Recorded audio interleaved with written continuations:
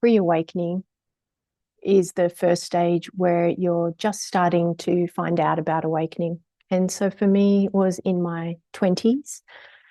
I really had no clue what awakening was. I'd never heard of it.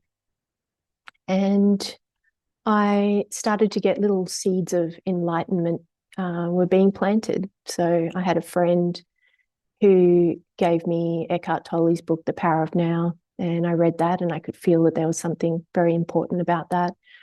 I had a Buddhist monk come up to me in a park and give me a card that said oneness on it, and I could tell that that was very important, even though I didn't know what oneness was.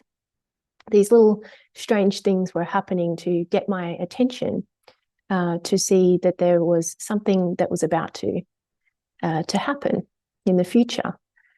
And so all of that started happening. I started attending like a Buddhist meditation, just sort of randomly. It was coming into my attention more and more in my 20s.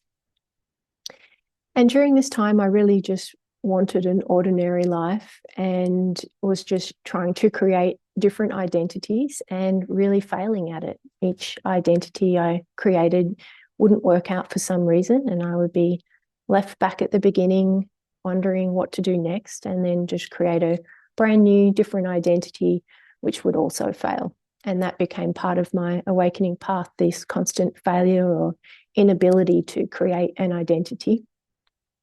And that was very painful for me at the time. I just wanted to be ordinary and what I considered normal and have a normal life. And I felt like life just, it just wouldn't work out for me in the same way that it worked out for other people. And I didn't know why. I know now that it was because my life was always about awakening, and that was my destiny. But at the time, it was very frustrating that no matter how hard I tried, nothing seemed to work out.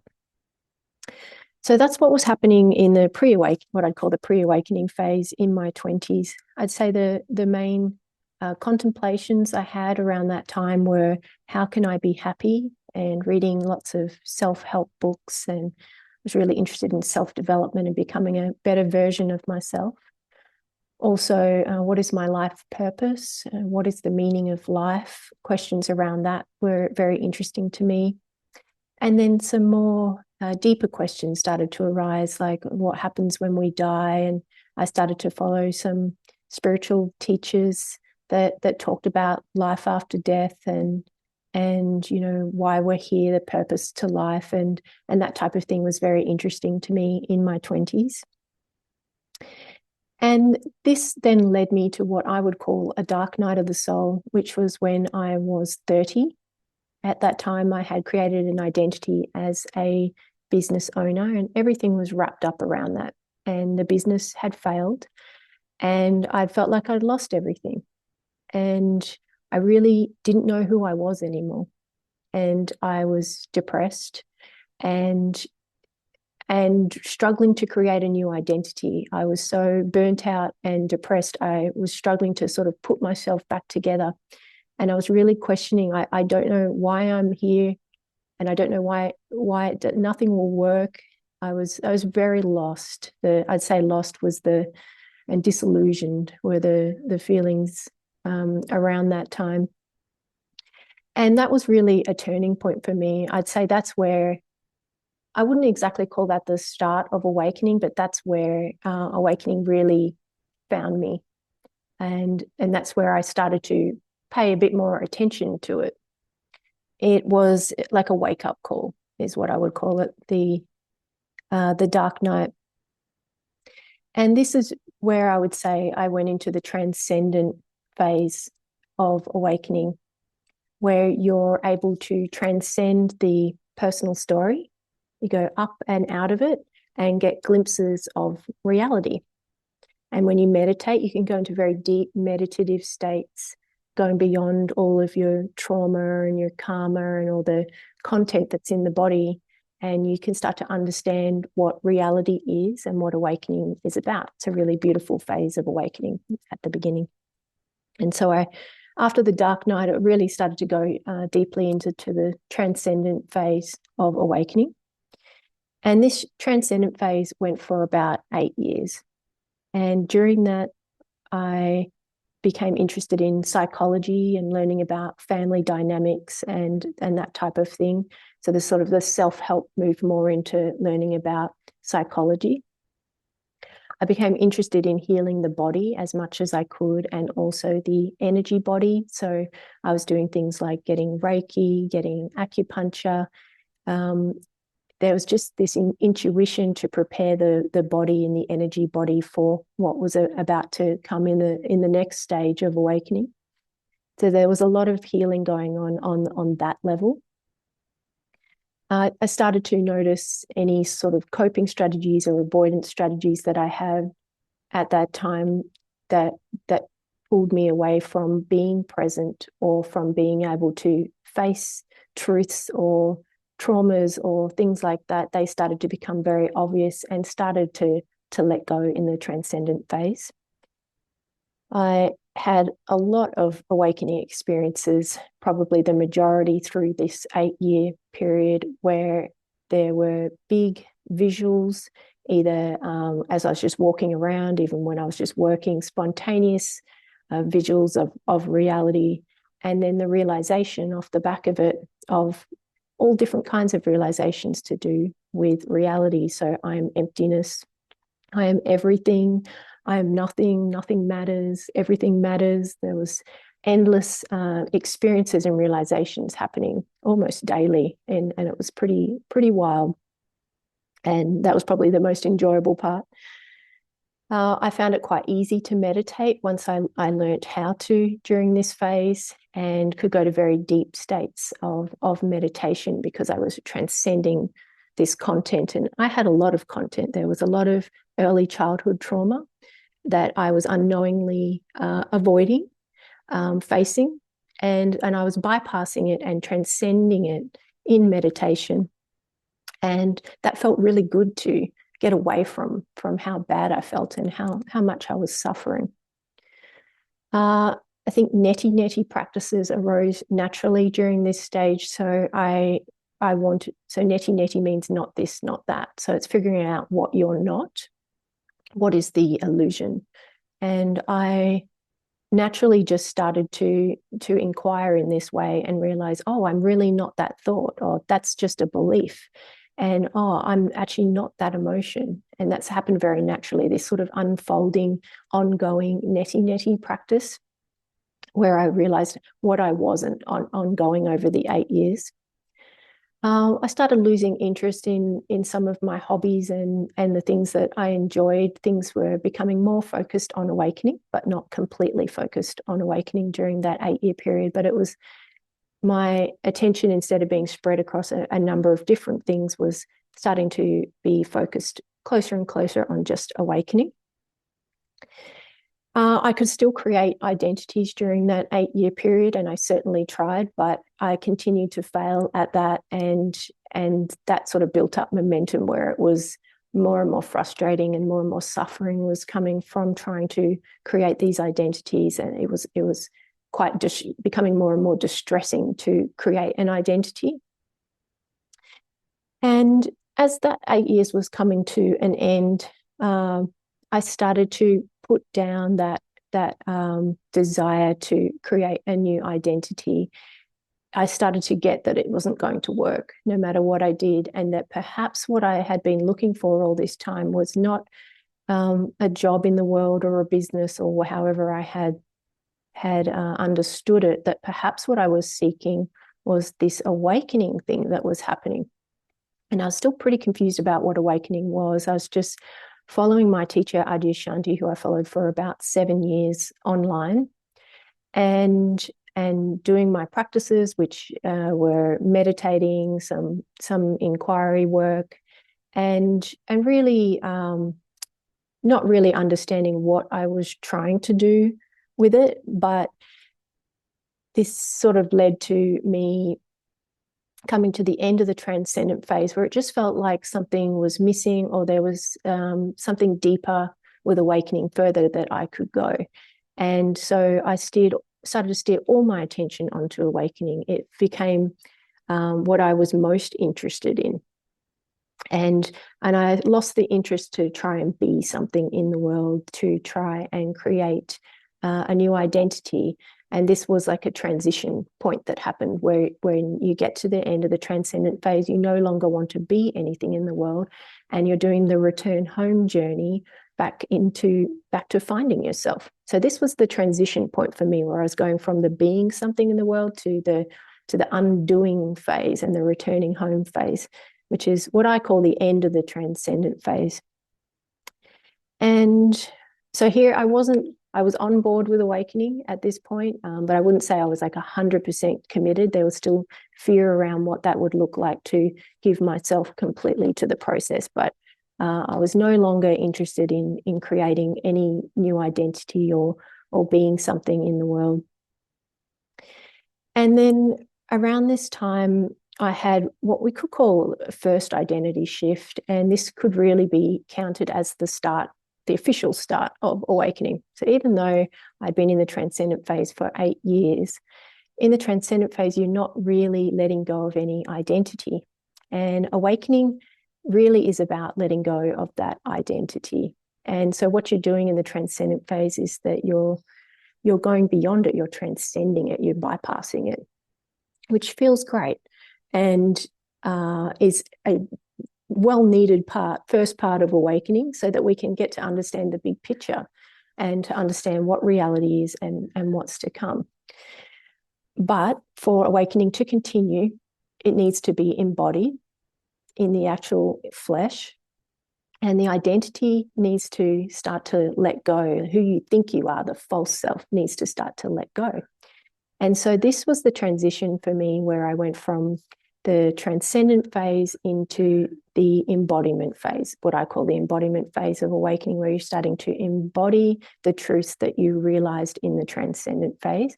And what happens at this checkpoint is the identity actually starts to let go. The things that make up the identity start to dissolve. And this phase of awakening is quite a lot different. And overall, I would say I was in the embodiment phase for about 5 years. So it initially started with a mind awakening shift, where the mind went, it stopped being able to attach to thoughts. So something unhooked in it, and I could no longer believe any thoughts. And that lasted for about 3 days. I didn't do any process it just was spontaneous. It was just a grace that happened, but it happened. And then the mind started to operate in the same way again. The trance started activating again after on the 3rd day, and I could notice that happening, and I realized that it wasn't a permanent shift. And so this little mini mind awakening helped me to understand how the mind wakes up and what a mind awakening actually is, and where this was heading. And this mind awakening really was the transition for me between the transcendent phase of awakening and the embodiment phase. And this was the checkpoint where everything changed after that. And then shortly after that, I went on my first silent retreat, and I had many big experiences. And around that time, I started having void experiences. And what I call void experiences are where you disappear completely. So I'd just be walking with a cup of tea, and I would just disappear completely. And then everything would come back into form again, and I'd find I'm still just walking along. So I started getting void experiences around this time as I was transitioning into this phase. And this just got me more and more interested in awakening. But it was quite difficult, and because when the identity is starting to let go, your life starts changing, things start dropping away, attachments start dropping away. It can be quite a challenging phase of awakening. Probably the hardest part of awakening, I would say, is the embodiment phase. And so you can lose things, and you can be scared about that and all the changes that are happening, and it can be quite intense. And so I was trying to get used to this new phase and the intensity of it, and things were going very fast, where in the previous phase they were going pretty slow, I would say, and that now all of a sudden things were going really, really fast, and just seemed to be getting faster and faster. And so let me just check my notes here. I would say that shift that happens where you start to embody the truth, you could say in that where you start to realize, or you have the complete realization of what I'm not. So I'm in that when the mind went silent, I could see, I get it now. I'm not the mind. I'm not the thoughts. That's not who I am. Other ways that you could interpret this is that I'm not ego, or I'm not the separate self. And so with that shift, I had that deep realization that I'm not the mind. That is not who I am. And then I was interested in finding out, well, who am I then? But I wouldn't say that question was particularly important to me at that time. So there was a lot of yo-yoing, going back and forth between, I feel like I've got there. I feel like I'm awake again. The mind has let go again. And then, oh no, here it has all come back again. And these yo-yoings would happen back and forth and get deeper. So it was like I would reach a deeper state of emptiness, and then I would get, on the flip side, a deeper state of feeling unconscious and going into unconscious material. So I sometimes say it's like the higher you go, or the deeper you go, then the deeper you go into your unconscious continent. It kind of gets deeper and bigger and bigger. And so that was quite challenging and sad each time you feel like you've lost it. And that continued to happen like that for years.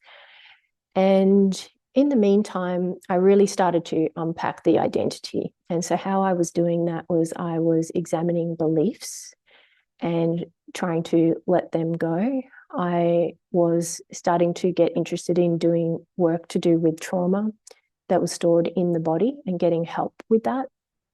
And looking at the repressed emotions I had. I was quite emotionally numb, and learning all about emotional work and how to express emotions and how to feel again.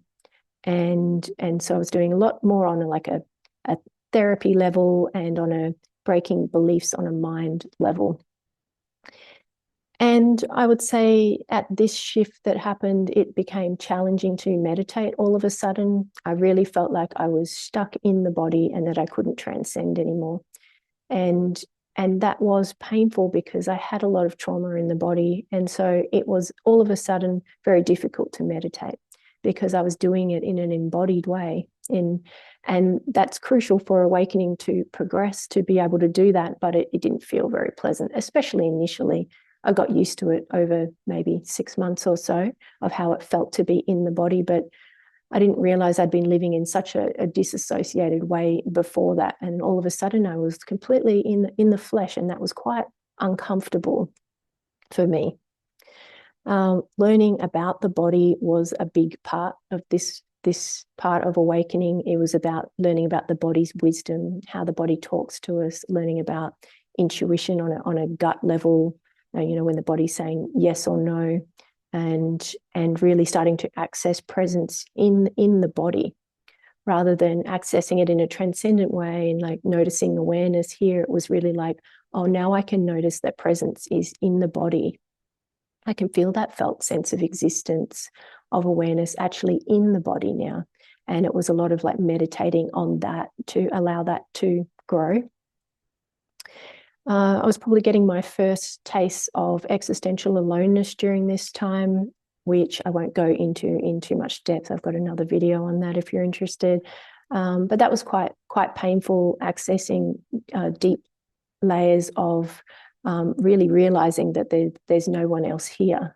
And I found that quite sad. So I started to access the aloneness around this time for the first time. Let's see if there's anything I've missed. And this is where I really started to wonder, like, who am I then? If I'm not all this, I've realized I'm not the mind, I'm not all this content, all the netty type practices just stopped naturally because I realized, oh, I'm not any of that. Now I know what I'm not. That much I understand. But now I kind of want to know, well, who am I then? And so very naturally, that question started to arise in practice. And so this went on I'd say the early part of the embodiment phase for about 2 years. And then it went through another transition where I would say this is where I really got on board with awakening 100%. So this is where my entire life got sort of flipped upside down. And this period went for 3 years before I woke up, before I got to unity consciousness. So this was the most intense part. And it was started by me having life events where I basically lost everything. And but this time I had gone far enough in awakening to understand that this was happening for awakening purposes. So I didn't feel lost like I did 10 years before when I had the dark night of the soul and didn't understand that it was about awakening. This time I knew it was about awakening, and I knew this was about me letting go of attachments and that it would help awakening.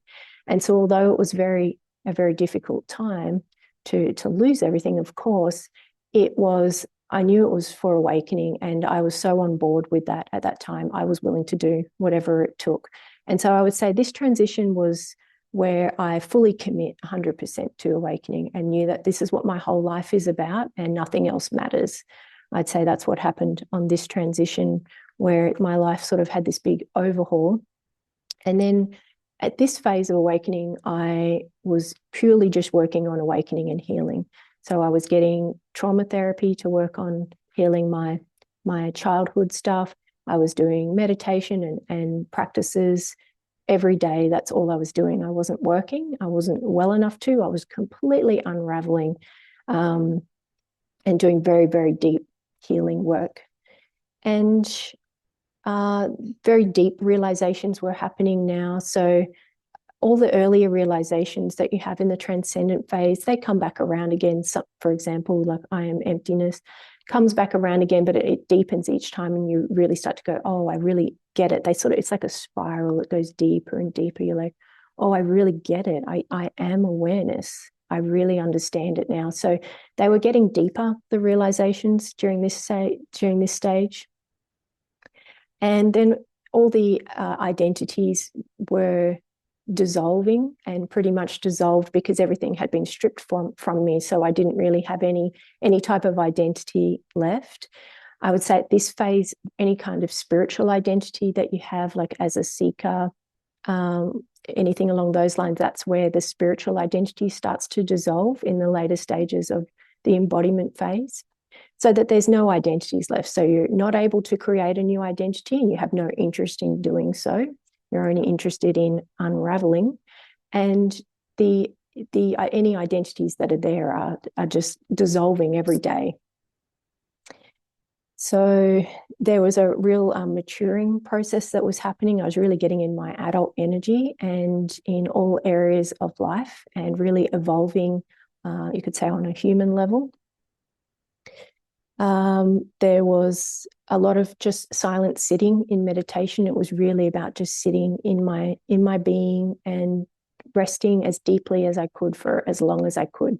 Silence became very enticing to me, and I just wanted to be silent as much as possible. And so it was like very active. So this embodiment phase was about 5 years. And so I would say it was very, very active for the first 4 years, very busy, so much stripping away every day. I'd say one of my largest practices was just to not avoid anything. So I took any opportunity that happened in life, any trigger, anything at all, to go into it and see, what's that wound there? Any dream that I had, why did I have that dream? I examined absolutely everything. And I just wouldn't let anything slide past. And so I wanted to know why. Why was that coming into my awareness then? What needs to be healed? Where is there illusion there? And that was really one of the strongest practices I did around that time. And so that was very intense, like that, for about 4 years. And then in that last year, things started to calm down. So there was a real shift in energy where things started to slow down. And what was happening is I was starting to put down seeking. And this was coming from not a place of despair, but a place of, this is finished. And I just came to terms with, okay, maybe awakening will never happen. I did my best. I tried everything I could, and I'll just have to live with it. And I felt so much better because I'd healed my trauma. I was so much happier and at peace, just naturally anyway. So I thought it doesn't matter if awakening's meant to happen, it will happen. But now it's time to stop the search And so then at that stage, I wasn't following any teachers or anything like that. All I was doing was just my sitting in silence. That was it. I was just being called to silence and doing that as much as I wanted. And I really started to just want to get on with my life and just start to become interested in other things. And this was really where I put down seeking. And things were very calm and slow and gentle around this time. And all the processing, the rapid processing was really slowing down. And life was getting quite enjoyable. And then I went through just the final push that got me through to having the mind awakening and then going into unity consciousness, which just happened over a couple of months. I won't go into that because I've made another video on all the different things that happened because that was quite involved. But basically, this was me coming out of the embodiment phase and starting to let go of the illusion completely. And I was having realizations, really core identity realizations, like I'm not a person. I can see that now. I'm not a woman. Oh, I can see that now. So what I would call core identities were being released. And I really understood who I was. The realization that I am awareness or I am emptiness was so obvious at that stage. It wasn't just conceptual anymore. It was becoming a lived experience. I really knew that in those weeks leading up to where the mind awakening happened. And when the mind awakening did take place on that day, what happened was I received a transmission from my teacher Adyashanti over a YouTube video, and I just intuitively felt like I needed to watch something, and immediately everything dropped away, and I realized I am that. Whatever I thought he was, that's what I am. And it was the permanent realization that I am that. That which I can't understand or describe, that's what I am. And it was very beautiful. And everything dropped away for the entirety of the video and then all came back together at the end. I went for a drive after that to visit my friend, and the mind just started to empty out, like drain out completely. And it went for perhaps 10 or 20 minutes and felt really wonderful, to the point where I couldn't even talk anymore. I couldn't form a thought. It was so empty. And that was the permanent mind awakening. And for me, the mind awakening lasted 2 days. Some people are in that mind awakening period for months or years even. But for me, it was just 2 days. And I would say words that describe this transition are rebirth. It felt like I'd been born again, or perhaps born for the first time. I would use words like that. I would say my world felt like it was flipped upside down, or that consciousness had been flipped upside down. I would say I felt like a baby Buddha. So it felt like, yes, I am awake now, but I'm really just a baby in this, and I have so much more to go. And now I need to learn how to navigate the world and grow from this place in this different way of perceiving. But so I'd say baby Buddha felt right for me at that time. And the mind just was naturally not able to attach to thoughts, and there was no interest in what the mind was saying at all. And yeah, that was very peaceful. It was a very the majority of the psychological suffering shifted, and it actually felt like a burden lifting off my shoulders. I could actually feel the weight of it lifting, and that's how it remained. It was, even just to get to that point is so liberating and freeing. But anyway, after 2 days, it changed again for me, and this is where I shifted into unity consciousness. So I went to my Zen class. We were sitting in a small group meditating, and as soon as I started the meditation, the heart opened, the spiritual heart opened, and included in it absolutely everything. The room, the universe, all the universes, absolutely everything. And the heart realized I am everything. And then the two realizations that were working together, that were permanent, were the mind realizing I am emptiness, I'm awareness, and the heart realizing, and I am also everything, that emptiness is everything. And then that was permanent from The heart didn't close down from that point, and it was permanent from that time onwards, and we can call that unity consciousness. And unity consciousness is where you're perceiving oneness. So you're perceiving yourself, everything as yourself. And at the beginning of unity, it's really wonderful. I had a few months of it just being like complete bliss, and seeing yourself in everything around you is so lovely. And you're really starting to tap into some unconditional love, and then unity is its own journey, and I'll probably talk about that journey in a different video. So that shift happened almost 4 years ago for me, and it's been quite the journey. I'd say unity is the best part of awakening. It's really lovely. It's being self-realized. There is more to go. There's one more shift to go, which is sometimes called the no-self shift, and that's sometimes called enlightenment. And that's when the self-reflective function of the mind stops operating. And so in unity, you're really working towards that shift. That's what's happening. But this is a time of teaching, of being in the world. It's no longer a time of all that processing, and the odd thing will come up, but it's not intense like before. It's mostly just a lovely way to be, and life is good. You know, you've healed your karma, and so you're not attracting difficult situations, and you feel joyful. That's your resting state, is joy and happiness. So it's it all started with me trying to find happiness in my 20s, and in the end I did find it, and I had no idea that that's where it would lead me. But this is true happiness, is to be awake, and it's well worth all of the difficulties you have to go through to feel this day to day.